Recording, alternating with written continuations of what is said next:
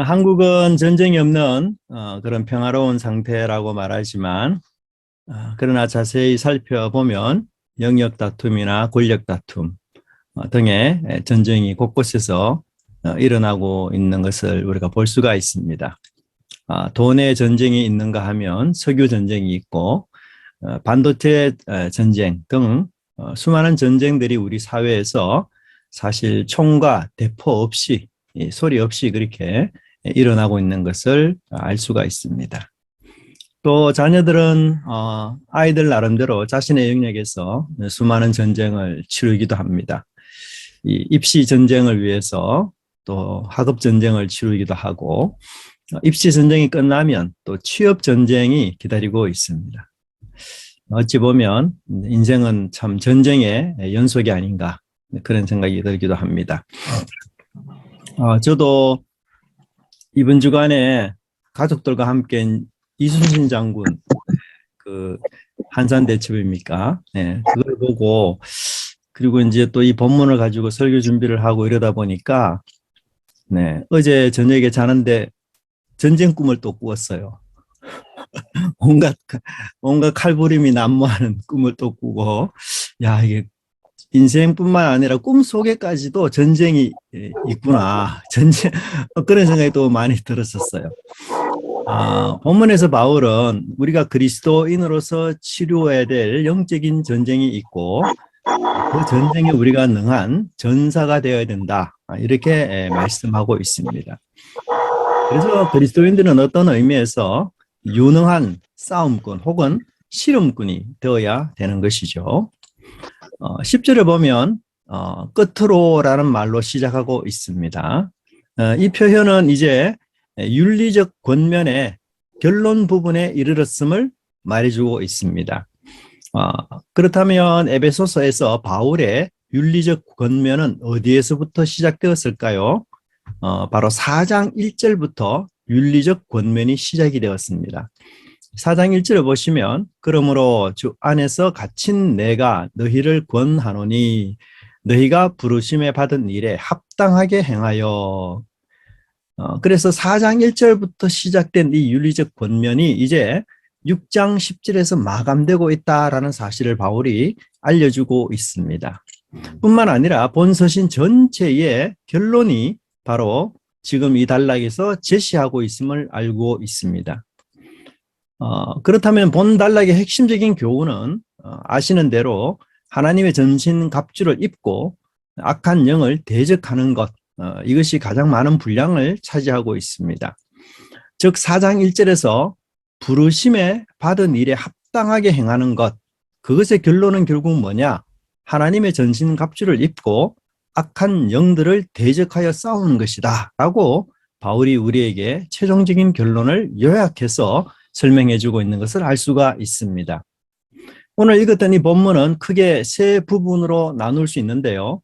첫째는 10절부터 13절까지는 먼저 악한 영들에게 대적하기 위해서 준비 자세가 필요한데 그 준비 자세가 바로 주 안에서 강해질 것을 요구하고 있습니다.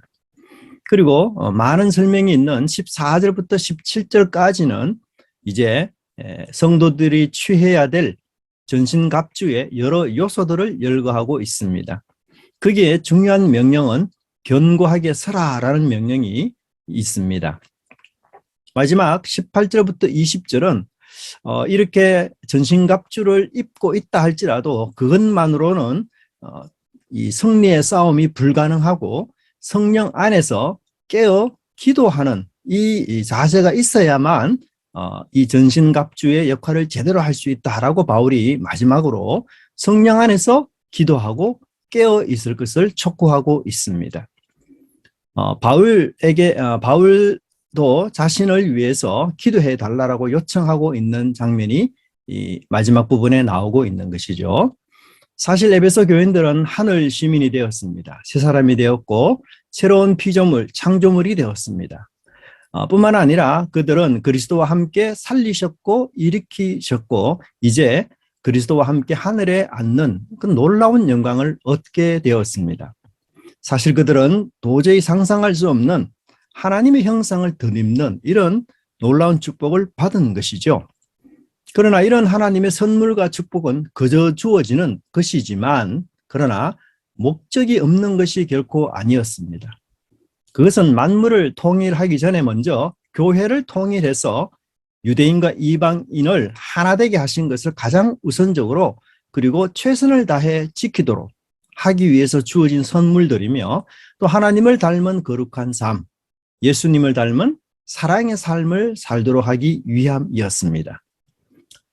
이런 새로운 삶은 그저 손쉽게 얻어지는 것이 아니었습니다. 왜냐하면 새로운 세상을 만들려는 이 하나님의 구속 계획을 방해하는 사탄의 세력들이 여전히 존재하기 때문입니다.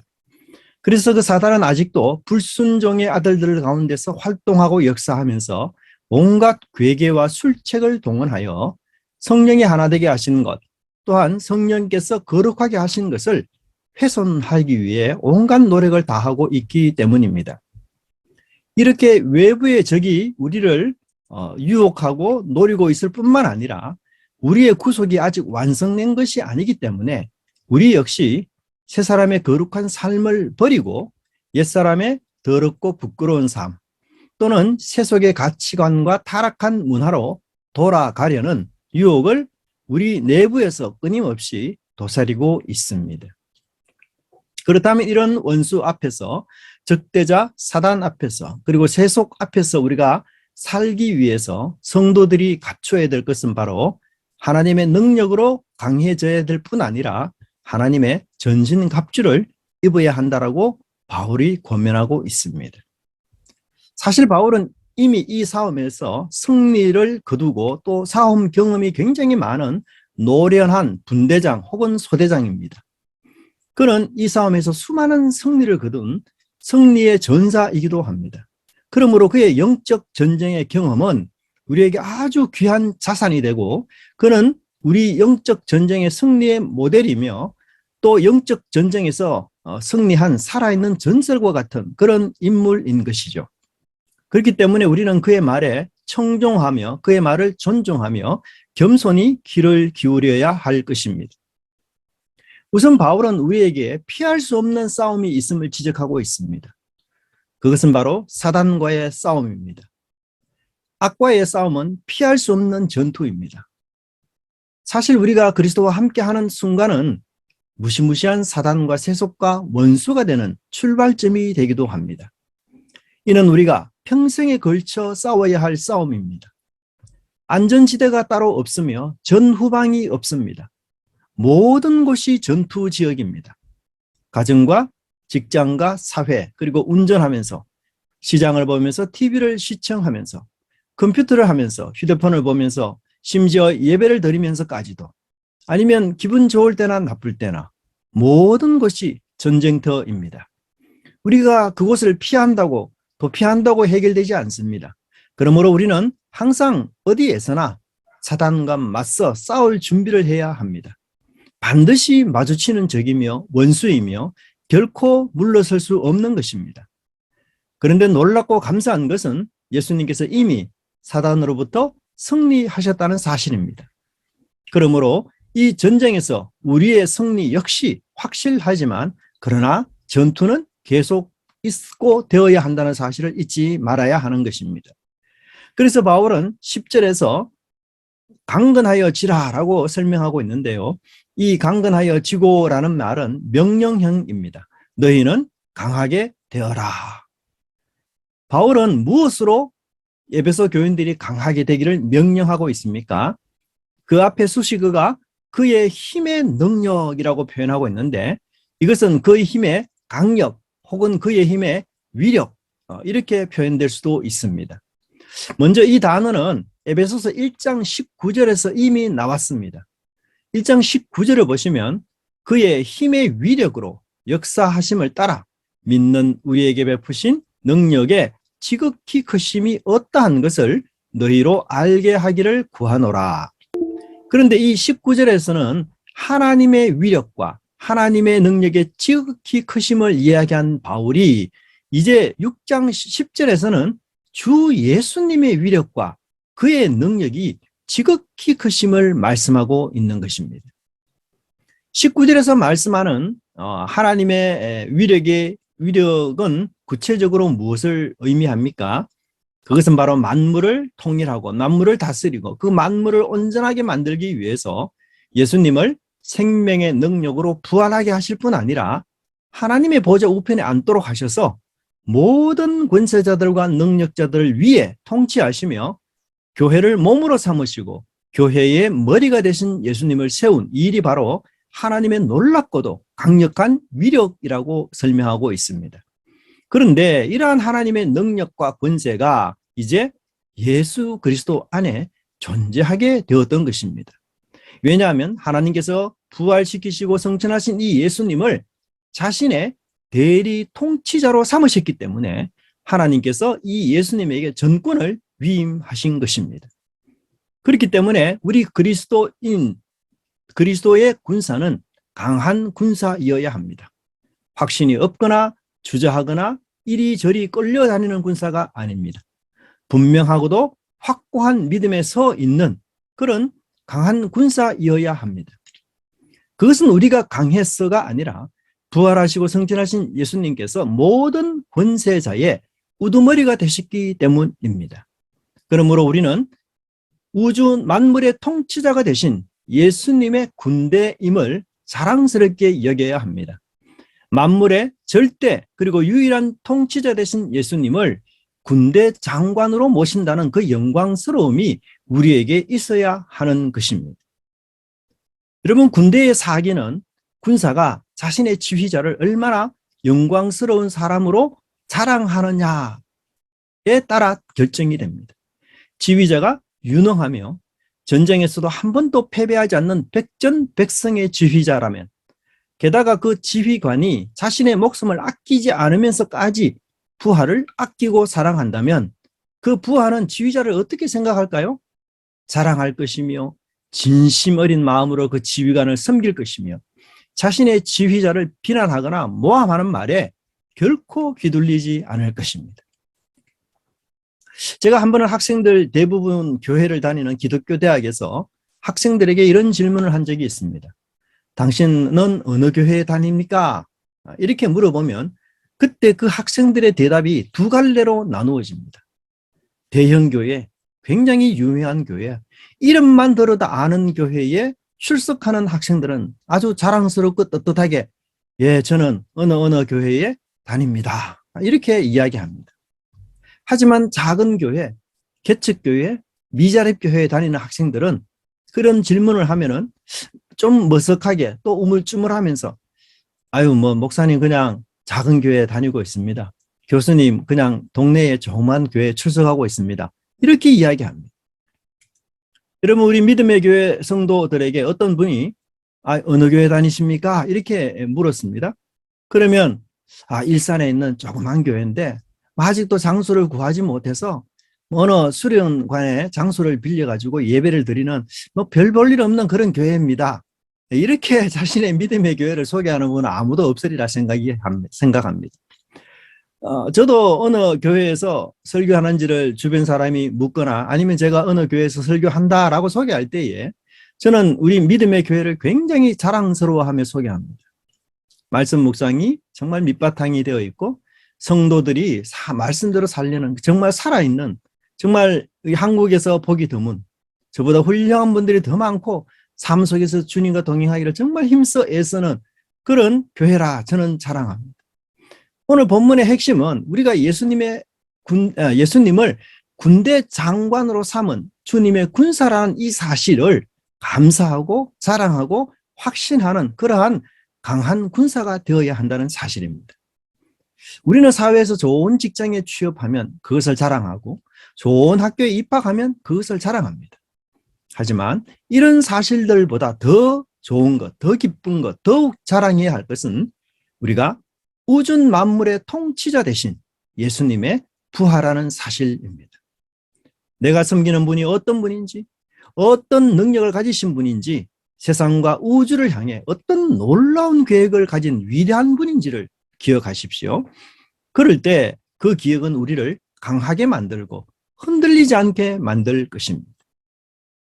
우리의 원수는 결코 만만하지 않습니다.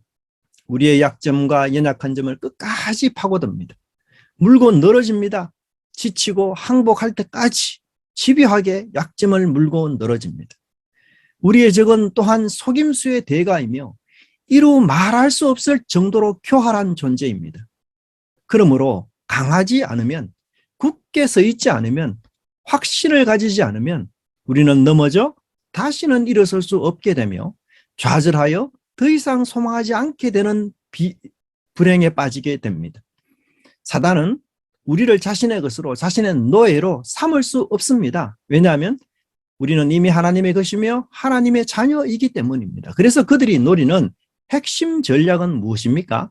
우리로 하여금 좌절하고 실망하고 낙심하게 해서 하나님을 불신하도록 유도하는 것입니다. 배신과 절망의 늪에 빠져 헤어나오지 못하게 하는 것입니다. 예배 시간을 소홀히 하도록, 말씀 묵상하는 시간을 아깝도록 그렇게 느끼도록 하는 것입니다. 넘어진 채로 있도록 하는 것이고 눈물 흘린 채로 있도록 하는 것입니다. 땅만 바라보며 한숨 짓도록 하는 것이죠. 그래서 주님으로부터 멀어지도록 하는 것이 그들의 계획이며 전략입니다. 하지만 강한 자는 절망도 낙심도 배신도 좌절도 뛰어넘고 건너뛰는 자입니다. 그것을 극복하는 자입니다. 회복력에 있어서 극강에 이른 자인 것입니다. 오뚜기처럼 또 일어서는 자입니다. 왜냐하면 최후의 승리가 우리의 것이기 때문입니다. 이미 십자가에서 이루신 예수님의 승리가 최후에는 우리의 것이 될 것을 믿기 때문입니다. 여러분, 이번 한 주를 지내면서 여러분의 믿음 상태가 어떠했습니까? 최고와 최저를 오가면서 지냈습니까? 혹은 절망과 희망을 오가면서, 혹은 슬픔과 기쁨을 오가면서, 혹은 분노와 기쁨을 오가면서, 가슴 철렁할 때와 기쁨으로 웃을 때를 오가면서 잠시 넘어질 수 있고 잠시 슬퍼할 수 있으며 잠시 좌절할 수 있지만 십자가에서 이미 승리하고 영원한 승리를 약속하신 군대 장관 되신 예수님을 바라보면서 다시 일어서는 은혜가 있기를 바랍니다. 귀한 것을 잃어버려도, 아끼고 사랑하는 것들이 사라져도, 속임을 당해도, 무시를 당해도 우리가 그리스도의 군사는 강한 자라는 사실을 결코 잊지 말아야 할 것입니다. 11절에서 바울은 전쟁에 나가는 장수와 같이 마귀의 괴계에 능히 대항하여 설 수 있도록 하나님의 전신 갑주를 입으라고 명령하고 있습니다. 그런데 13절에서도 이와 똑같이 하나님의 전신 갑주를 취하라라고 비슷한 명령을 반복하고 있습니다.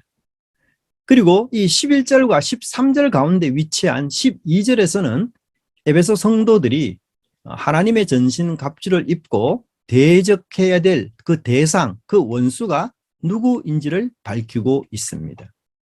그래서 11절, 12절, 13절은 평행법으로 구성되어 있는데요.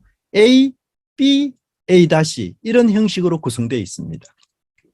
11절에 하나님의 전신 갑주를 입어라. 그 다음에 12절에는 우리의 영적 싸움의 대상이 누군지를 구체적으로 밝히고 이제 다시 13절에서 하나님의 전신 갑주를 취하라. 그렇게 설명하고 있습니다. 그렇다면 이 11절과 13절에 두 번이나 걸쳐서 나오는 전신 갑주라는 것은 무엇을 말할까요? 이 단어는 이 바울 외에 누가만 오직 한 번 사용했던, 그래서 신약 성경 전체에서 3번 나오는 그런 특별한 용어입니다. 당시 헬라 문헌들에서는 중무장한 보병이 갖춘 전투 장비 일체를 가리키고 있습니다. 제가 자료 화면을 여러분들에게 잠시 좀 올려드리는데요. 아마도 영화나 고대 근동 그리스 로마 영화를 보시면 이런 차림을 한 군사들을 쉽게 발견할 수 있을 것입니다. 긴 방패를 가졌습니다. 이 방패가 높이가 한 120, 그 다음에 넓이가 70cm나 되는, 그래서 웅크리면 자신의 몸 전체를 막을 수 있는 방패가 있고요.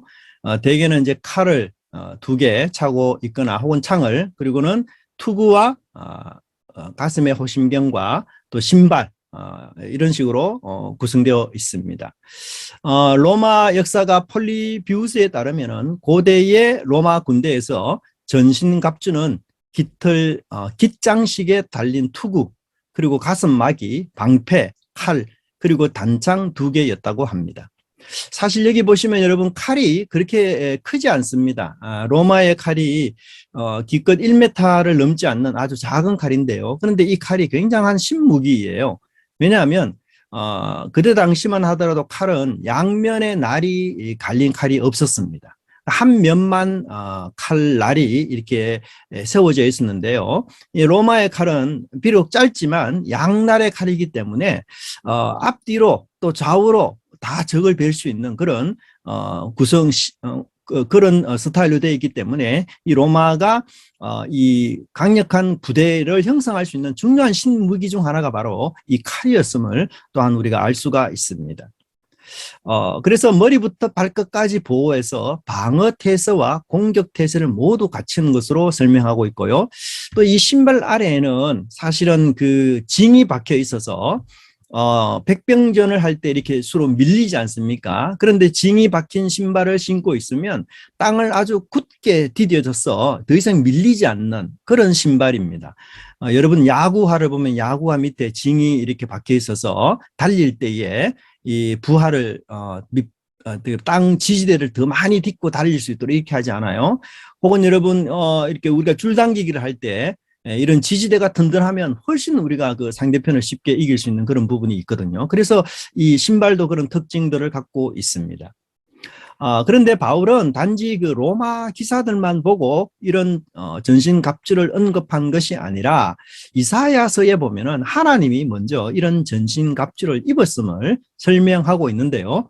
그 다음 화면을 보시면 이사야는 이 하나님께서 자기 백성을 위해서 친히 갑옷을 입고 원수와 싸우는 전사로 그렇게 표현되고 있습니다. 이사야 59장 17절을 우리 함께 읽어보도록 하겠습니다. 시작. 공의를 갑옷으로 삼으시며 구원을 자기의 머리에 써서 투구로 삼으시며 보복을 속옷으로 삼으시며 열심을 입어 겉옷으로 삼으시고. 여기서 하나님의 전신갑주는 4가지로만 되어 있습니다. 공의의 갑옷, 구원의 투구, 보복의 속옷, 열심의 겉옷. 물론 이제 에베소서에서 말하는 이 하나님의 전신갑주와 이사야에서 말하는 것이 완벽하게 일치는 하지 않습니다. 하지만 2개가 일치하는 것을 우리가 알 수가 있는데요. 그것은 바로 의의 가슴막이 그리고 구원의 투구, 이것이 일치한다는 것을 우리는 알 수가 있고, 그럼으로써 바울이 이 전신갑주를 이야기할 때 이사야의 본문을 충분히 참고해서 표현한 그리고 밀접한 관련이 있음을 우리가 알 수가 있습니다. 이사야는 지금 하나님께서 자기 백성들을 위해서 원수와 싸울 때에 어떤 심정으로 싸움에 임하는지를 소개하는데요. 그것은 바로 공의와 구원 그리고 보복과 열심이었습니다. 그런데 놀랍게도 여기서 구원은 공의와 별개의 것이 아님을 알 수가 있습니다. 여러분 하나님의 공의는 무엇으로 드러나는 줄 아십니까? 그것은 악을 심판하고 의인을 구원하는 것으로 드러납니다. 그렇기 때문에 구원은 공의의 양면의 동정과 같은 것입니다. 이러한 하나님의 공의의 실현 혹은 구원의 완성을 위해서 하나님은 원수를 향해 보복하시고 의인들에게는 열심으로 구원하시는 이 장면을 소개하고 있는 것입니다. 그런데 이제 악한 영을 대적해야 하는 하나님과 같은 입장에 처한 우리 성도들에게 하나님은 자신의 전신갑주를 입혀 그들을 전투하도록 하시는 것입니다. 여러분 전쟁은 장비빨이라는 말이 있습니다. 혹 여러분 게임 좋아하십니까? 게임 해보시면 그 무기, 장비가 얼마나 중요한지 절감하게 됩니다. 현대전도 여러분 한번 보십시오. 옛날 무기로는요, 이 신무기를 감당할 수가 없습니다. 제가 유튜브를 통해서 탱크에 대한 얘기를 잠깐 들었는데요. 이 탱크의 철판이 보통 철판이 아니거든요. 그래서 이 탱크가 육지전에서는 거의 무적에 가깝지 않습니까? 그런데 이 탱크의 철판을 관통하는 포탄을 발명합니다. 그래서 탱크가 오더라도 이 포탄을 포탄으로 공격하면 그 탱크 철판을 관통해서 탱크는 무용지물로 만들어버려요. 근데 최근에는 이 탱크 주변에 유도탄을 설치합니다. 유도탄. 그래서 포탄이 만약에 탱크 철판을 관통하는 포탄이 이제 오게 되면요. 탱크가 보유하고 있는 유도탄을 미리 날려가지고 그 탱크 근처에서 폭발이 일어나도록 만들어버려요. 그렇게 해서 그 탱크를 보호하도록 만듭니다. 그런데 이런 탱크를 가지고 전쟁에 만다. 그러면 그 탱크를 이렇게 폭파시키기가 여간 까다롭지 않습니다. 전쟁에서 이길 수 없어요. 마찬가지로 하나님은 굉장히 유능하시고 지혜로우시며 능력이 한이 없는 분이기 때문에 그분은 마귀의 전쟁에 가장 적합하고 가장 훌륭한 장비를 우리에게 지급해서 그 전쟁에 함께 나가도록 요청하고 있는 것을 알 수가 있습니다. 11절에서 성도들이 하나님의 전신갑주로 무장해야 되는 목적이 있는데요. 그것은 바로 마귀를 대적하기 위함이라고 설명하고 있습니다. 성경에서 마귀는 이 악한 영의 우두머리죠. 사탄의 또 다른 이름이기도 합니다. 범죄한 자고요. 처음부터 살인한 자로 소개하고 있고 거짓말쟁이며 거짓의 아비라고 소개하고 있습니다. 사도 요한은 이 마귀를 온 천하를 속이는 자 사탄이라고 부르고 있습니다. 그는 광명한 천사로 가장하고 아주 괴책과 괴계로 성도들을 속이고 넘어지게 하는 일에 굉장히 능수능란한 존재라고 이야기하고 있습니다. 그래서 그의 간계가 아주 탁월하고 뛰어나다라고 설명하는데요. 여기 나오는 간계라는 말은 속이려는 의도로 꾸민 아주 교활한 음모를 가르치고 있습니다. 이 단어가 4장 14절에서는 거짓 가르침으로 성도들을 유혹하고 속이는 거짓 교사들의 간계를 가리키는데 이미 사용이 되었습니다. 그러므로 마귀는 온갖 교활하고 교묘한 술책들을 동원해서 이 성도들을 속이고 죄와 타협하도록 유혹하는데 천부적인 재능이 있는 존재로 그렇게 설명합니다. 여러분, 마귀는요 결코 정정당당하게 싸우지 않습니다. 그는 할 수 있는 모든 것을 자신의 무기로 활용합니다. 분노와 거짓과 도둑질과 악한 말 등 옛사람에 속한 그런 행위뿐만 아니라 하나님의 영광을 위하여라는 구호를 악용해서 거짓을 꾸미도록 하고 기도와 예배를 오용하며 사랑과 선행을 남용하도록 만드는 그런 괴책을 꾸미는 자가 바로 사단입니다. 그러므로 이런 마귀의 교활하고 아주 교묘한 간계를 능히 대항하기 위해서 우리는 하나님의 전신갑주를 입고 취해야 하는 것입니다. 12절에서 바울은 구체적으로 에베소 성도들이 싸워야 될 대상을 구체적으로 지목하고 있습니다. 특별히 실험이라는 단어가 나오는데요. 신약 성경에서 이곳에만 나오는 단어입니다. 일반적으로 레슬링을 뜻하지만 싸움이나 전투 등의 의미도 있습니다. 그러면 성도들이 싸워야 할 이 대상은 본문에서 4가지 종류로 말씀하고 있습니다. 혈과 육을 가진 존재가 아니라 하늘에 있는 정사들과 권세들, 이 어두움의 세상 주관자들, 그리고 악의 영들이라고 표현되고 있습니다.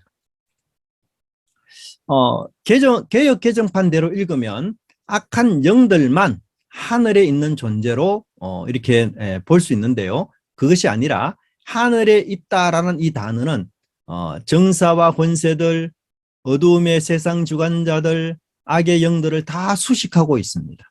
즉 하늘에 있는 통치자들과 권세자들, 하늘에 있는 어두움의 세상 주관자들, 하늘에 있는 악의 영들을 상대한다. 이렇게 우리가 이해하는 것이 좋습니다. 사실 통치자와 권세는 이미 3장 10절에서 나왔습니다. 그런데 이들이 있는 곳을, 위치한 곳을 바울은 하늘이라고 이미 지적하고 있습니다. 3장 10절을 보시면 이제 교회로 말미암아 하늘에 있는 통치자들과 권세들에게 하나님의 각종 지혜를 알게 하려 하심이니 그렇게 말씀하고 있죠. 그래서 하늘에 있는 통치자들과 권세들에게 이미 나왔던 단어이기 때문에 구태여 6장 12절에서 하늘에 있는 통치자들과 권세자들이라고 표현하지 않아도 이들이 바로 하늘에 있는 존재라는 것을 알 수가 있습니다. 그러므로 우리 성도들이 싸워야 할 모든 영적인 대상은 모두 하늘에 존재하는 영적인 존재들이라고 할 수가 있습니다. 그런데 문제는 이 하늘에 존재하는 악한 영적 존재들이 땅에 영향을 미치고 이 땅을 악과 어두움으로 지배하여 무질서하고 혼란스럽게 만드는데 그 문제가 있는 것입니다. 그런데 저는 이 본문을 보면서 바울은 마귀를 하늘에 존재하는 사단이라고 단 하나의 이름으로만 표현하면 될 터인데 왜 구태여 네 가지의 각각 다른 이름으로 이렇게 부를까? 굉장히 복잡하지 않습니까? 네. 왜 이렇게 마귀를 네 가지나 되는 다양한 이름으로 이렇게 부르고 있을까? 그것은 바로 이 사탄이 가진 다양한 이름 자체가 그 이름을 통해서 그들의 전투 방향, 전투의 성향, 전투의 색깔을 이미 보여주고자 하는 의도가 있음을 알 수가 있습니다. 즉 통치자들과 권세들이라는 이 표현은 사단이 굉장히 강력한 힘과 권세를 가졌음을 보여주고 있습니다. 그런데 오늘날 많은 사람들도 힘을 갖기를 원합니다. 권력과 세력을 갖기 원합니다. 오너가 되고 싶어하고 이사가 되고 싶어하고 총장이 되고 싶어합니다. 왜 그럴까요? 그 자리가 주는 힘, 권력, 권세가 막강하기 때문입니다. 남들을 지배하고 남들 위에 군림하고 자신의 뜻대로 좌우하며 그렇게 조정하고 조절할 수 있기 때문에 그리고 자신의 이름을 높일 수 있기 때문에 자신의 부하들을 많이 거늘 수 있기 때문에 그렇기 때문에 그런 높은 자리를 원하고 바라는 것이 아니겠어요? 만일 그런 자리가 순전히 섬기는 자리고 뭐 권력도 많지 않고 급여도 평사원하고 동일한 것이라면 누가 그 자리에 가려고 할까요? 어떤 선교단체는 기업처럼 운영하려고 합니다. 그 선교단체의 장이 인사권과 재정을 모두 독점합니다. 여러분 권력은 나누어야 되고 힘은 분산시켜야 돼요. 그래야만 그 하나님의 뜻을 온전히 이룰 수 있는 것이 됩니다. 권력과 힘이 한 사람에게 집중되면 어떤 일이 생길까요? 사람들은 그 사람에게 아부할 수밖에 없습니다. 또한 그 사람의 종이 될 수밖에 없고 그 사람의 의견에 반대할 수가 없어요. 그렇게 되면 그것은 하나님의 말씀이 지배하는 교회가 아니라 자신의 왕국이 될 뿐입니다. 제가 지난 금요일 날 이런 예를 들었는데요. 1945년 해방 당시 한국 장로교회의 교단은 하나였어요. 그런데 50년이 지난 2000년에 한국 장로회 교단이 몇 개로 분열됐는가 하면 196개로 분열이 되었습니다. 과거와 현재를 통틀어서 전 세계 교회들 가운데서 이 한국 장로교회만큼 심각한 분열을 경험한 교회는 찾을 수가 없을 것입니다. 왜 이런 심각한 분열이 일어났을까요?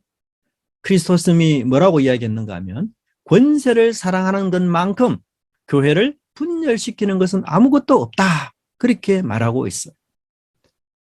권력 욕구, 권세 욕구 이것은 사단의 계략임을 기억해야 됩니다. 예수님은 사단과의 시험에서 나에게 절하면 온 세상의 권력과 힘과 권세를 내가 너에게 주겠다라는 사단의 제안을 거절하고 하나님의 종으로 사람의 종으로 끝까지 섬기는 길을 가셨던 것입니다. 마귀는 또한 이 어두움의 세상 주관자들이라고 묘사하고 있습니다. 여기 나오는 세상 주관자들이라는 말은 점성술적인 용어예요. 점성술에서 사용하는 용어입니다. 점성술에서는 이 세상과 인간을 지배하는 하늘의 별들이 있는데 그 하늘의 별들이 인간의 운명을 좌우한다라고 믿었습니다. 그리고 그 하늘의 별들을 신으로 여기도록 했습니다. 근데 이것은 로마 당시 많은 사람들이요 점성술에 굉장히 심취했습니다. 그래서 하늘의 별들이 별들의 신의 그 능력들이 인간의 운명을 정해준다라고 믿었습니다. 그래서 그들은 자신의 운명이 바뀌기를 별들을 쳐다보면서 애원하고 기도했던 것이었어요. 사실 로마 사회가 어떤 사회입니까? 한번 노예로 태어난 인생은 영원한 노예로 존재합니다. 귀족으로 태어난 인생은 별다른 일 없으면 계속 귀족으로 살아가는 시대예요. 그래서 이 노예인 자신의 운명이 뒤바뀌는 것을 염원하는 그 마음 우리는 충분히 이해할 수가 있어요. 어떤 의미에서 아무리 노력해도 바뀔 수 없는 이 현실 그것에 절망하고 낙심한 그들이 자신의 운명을 변화시킬 수 있는 유일한 점성술을 찾아다니며 그런 신들을 섬겼던 것이었죠. 하지만 그 운명의 신은 무능한 신이며 거짓 신이었어요. 왜냐하면 사탄의 하소인이라고 바울이 여기서 밝히고 있기 때문인 것입니다. 오늘날도 자신의 처지와 운명이 순간적으로 바뀌기를 소원하는 사람이 적지 않아 있습니다. 그들은 일확천금을 꿈꿉니다. 대박나는 인생이 되기를 꿈꿉니다. 로또 복권은 현대판 점성술입니다. 각종 도박에 몰입하고 주식에 몰두하며 대박나는 인생이 되기를 소원합니다. 하지만 하나님은 우리 자신이 변화되기를 원하고 계십니다. 하나님의 성품을 가진 사람으로 우리가 바뀐다면 대박나는 인생도 일확천금도 부럽지 않는 그런 멋진 사람이 되는 것이죠. 어느 교회에 출석하는 자매가 지인의 소개로 좋은 형제를 만나서 결혼을 약속했습니다. 근데 그 형제의 모친이 여 목사였습니다. 자매 주변의 사람들은 아주 시어머니가 될 분이 목사님이기 때문에 뭐 혼수에 크게 신경 쓰지 않아도 잘 될 것이다. 그러면서 이구동성으로 그런 말들을 했습니다. 그런데 결국 그 자매는 결혼하지 못하게 되었습니다. 왜냐하면 감당할 수 없을 정도의 많은 혼수를 시어머니가 그 여 목사님이 요구했기 때문입니다. 이 신앙이 어린 자매는 이 일로 큰 충격을 받았다고 합니다. 또 반대로 제가 잘 아는 목사님 한 분이 계시는데요. 이 아들이 병원에 남자인데 간호사로 일하고 있습니다. 그런데 다른 병원에 여 간호사를 소개받아서 그 여 간호사도 이제 믿는 분이죠. 그렇게 해서 둘이 잘 사귀고 있었습니다. 여 간호사 부모님들도 모두 집사님이시고 해서 교회 열심히 다니시는 분들이었어요. 그래서 이제 이 남 간호사와 여 간호사의 둘 사이가 굉장히 친밀해졌습니다. 그리고 서로 이제 결혼하기로 마음을 먹고는 부모님에게 알렸어요. 근데 이 여 간호사님의 모친이 야, 너 남친 되는 부모님 직업이 뭐냐? 이렇게 물었다는 거죠. 그럴 때 목사님이더라 이렇게 말하니까 이 모친이 난리를 치면서 반대하는 것이었어요. 그 이유를 물어보니까 이 목사는 목사 집안이 가난하기 때문에 야, 너 결혼하면 평생 도와주고 그렇게 고생해서 안 된다. 그런 결혼 나는 못 시킨다, 반대한다. 그렇게 이야기하는 것이었어요. 그래서 사실 둘 사이가 헤어졌습니다. 제가 아주 잘 아는 목사님의 아들 이야기이기 때문에 제가 그렇게 가까이서 들었는데요.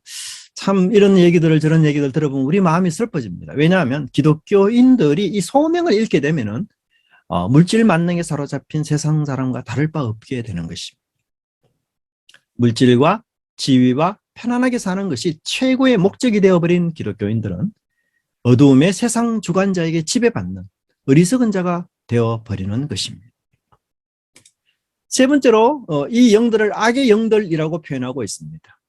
그들이 악을 조장하고 그 악을 꾸미고 그 악을 계획하고 그 악을 집행하는 자들이기 때문인 것이죠.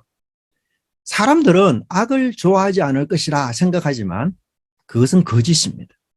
왜냐하면 사람들은 반대로 결코 절대적인 선도 좋아하지 않기 때문입니다.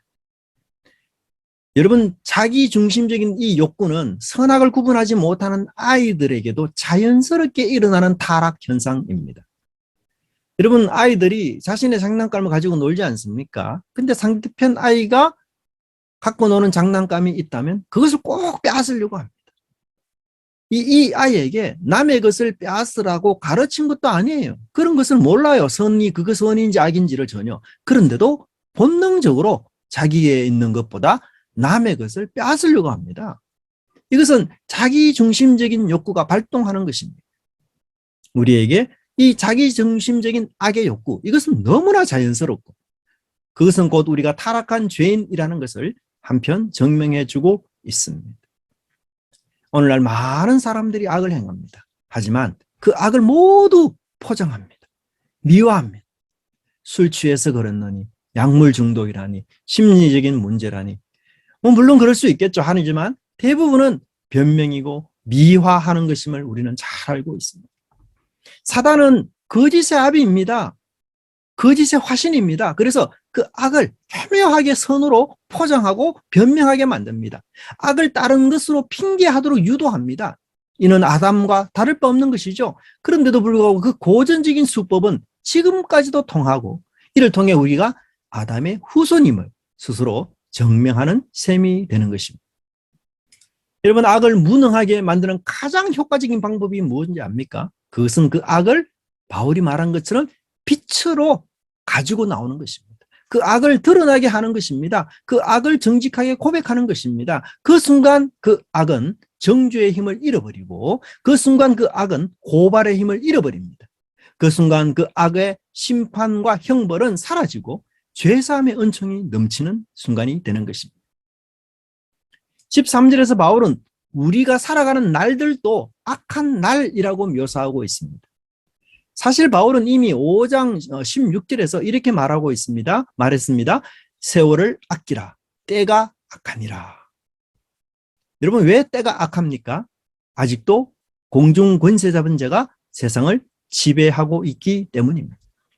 악의 영이 활개치며 악을 저지르도록 유도하고 유혹하고 있기 때문입니다. 그러므로 우리는 세월을 아껴야 합니다. 그 말이 뭡니까? 기회를 선용해서 할 수 있는 대로 선한 일을 하라는 것입니다. 때가 악하기 때문에 내게 주어진 이 시간들, 내게 주어진 이 기회들을 구속해야 하는 것입니다. 즉, 악이 저지를 수 있는 시간과 기회들을 최소화시키고 할 수 있는 대로 주의 뜻을 행할 수 있는 시간과 기회들로 그것을 삼으라, 이런 것입니다. 시간은 누구에게나 동일하게 주어집니다. 하지만 어떤 사람들은 그 시간을 악의 손에 넘겨버립니다. 그래서 쾌락과 탐심과 자기의 일그러진 욕망을 위해서 그 시간을 사용합니다. 하지만 빛의 자녀들은 내게 주어진 이 기회와 시간들을 더 이상 악에 물들지 않도록 구속하고 구원하는 일에 앞장을 서야 하는 것입니다. 그런데 주님의 뜻을 행할 수 있는 이 기회, 이 시간은 항상 늘 있는 것이 아닙니다. 인간은 결코 시간의 주인이 될 수 없기 때문입니다. 우리들은 시간의 주인 대신 그 주님께서 허락하시는 그 시간 안에서만 존재할 뿐입니다. 그래서 어떤 누구도 내게 주어진 시간이 얼마나 되는지 우리는 알 수 없어요. 그래서 어쩌면 선을 행하고 빛의 열매를 맺는 지금 이 순간이 내게는 마지막 순간이 될 수도 있다는 사실을 우리가 기억하면서 때가 악한 것을 구속하고 구원해야 할 것입니다. 제가 최근에 운전을 하다가 정차 중인 차를 긁은 적이 있습니다. 당시 제가 100% 과실이기 때문에 모든 조치를 다 취하면서 죄송하다, 그렇게 이야기를 했어요. 그런데 이 상대편의 차의 운전수가 나와서 하시는 말씀이 자신의 차가 보니까 우레탄 부분에 긁혀서 약간, 그것도 별 표시도 안 나니까 괜찮다, 그냥 가라, 그렇게 이야기했어요. 제 마음이 참 감사하고 고마운 마음이 생겼습니다. 이것이 바로 이 주어진 기회를 선용해서 구속하는 것임을 알게 되었습니다. 우리는 선과 악의 전쟁터 가운데 빛의 자녀로 부름받았습니다. 그래서 모든 주어진 그 기회, 그 환경, 그 사건 속에서 악을 선으로 바꾸느냐, 그 선을 악으로 바꾸느냐, 그 악을 선으로 포장하느냐, 이런 싸움 속에서 악을 선으로 바꾸며 뿐만 아니라 이 선을 더 큰 선으로 확대하는 일에 최선을 다하는 그런 삶을 살아야 할 것입니다. 이러한 악의 영들에 대한 공격은 그리스도께서 재림하시는 날까지 지속될 것입니다. 그러므로 우리 성도들은 이 악한 영들의 공격에 대해서 물러서거나 굴복하지 않고 하나님의 전신갑주를 취하여 능히 대적하는 그런 은혜가 있도록 간절히 바랍니다. 함께 기도하겠습니다. 하나님 아버지, 이 세상이 어떤 세상인지 저희들에게 알려주셨음을 감사합니다. 또 한편 하나님께서 가지고 계시는 종말의 위대한 계획이 또 어떤 것인지를 저희들에게 알려주셨습니다. 또한 예수 그리스도께서 이미 십자가에서 사단과 마귀로부터 승리하신 사실을 저희들이 확신하고 있습니다. 비록 힘든 세상, 내 뜻대로 내 소원대로 되지 않는 세상, 잃기도 하고 사라지기도 하는 세상에 살지만, 넘어지기도 하고 쓰러지기도 하는 세상에 살지만, 그럼에도 불구하고 내가 손잡고 가시는 그 하나님이 얼마나 강한 분인지를 저희들이 깨닫게 하시고, 나는 넘어지나 주님은 넘어지지 아니하고, 나는 쓰러지나 주님은 부활하셨다는 사실을 깨닫고, 주님의 그 손잡고 다시 한번 강하게 일어나서 주의 빛된 자녀의 사명을 감당할 수 있는 은혜를 허락해 주시옵소서. 주님, 우리가 이 땅에 살아가는 삶의 이유와 그 소명이 무엇인지를 제대로 깨달아서 시시각각으로 다가오는 사단의 교묘한 괴책과 괴략을 저희들이 통찰력 있게 간파할 수 있는 선한 은혜를 허락해 주셔서 주님, 악한 계획에 저희들이 동요하지 않고 그 악을 오히려 빛으로 드러내는 은혜를 허락해 주시옵소서. 주님, 우리에게는 능력도 힘도 없습니다. 그래서 주님만 의지할 뿐입니다. 주님 붙잡아 주시고 함께해 주시고, 또 이런 전신갑주를 입고 주님 기도함으로써 깨어 있으므로 주님이 원하는 기쁨의 그런 아름다운 세상들을 만들어가기에 부족함이 없도록 저희들을 인도하여 주시옵소서. 우리 믿음의 교회 성도들 한 사람 한 사람 하나님 말씀 가운데 온전하게 설 수 있도록 인도하여 주시옵시고, 쓰러지고 넘어진 자들이 있다면 주님 세워 일으켜 주셔서 회복하는 은혜로 함께해 주시옵소서.